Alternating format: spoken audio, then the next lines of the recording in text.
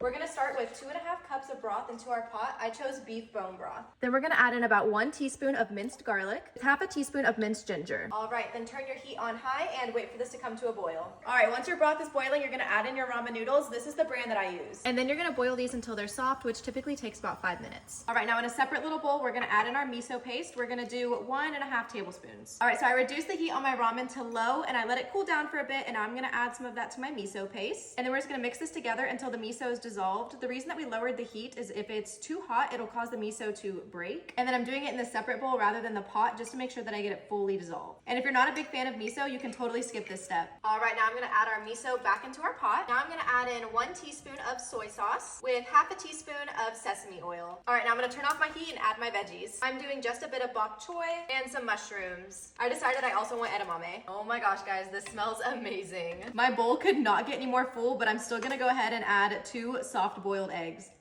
Look at those. Oh my gosh, I love jammy eggs. Okay, and then last thing, I swear, I'm gonna add some chili crunch oil. Okay, now let's attempt to eat this without making a huge mess. Oh my God.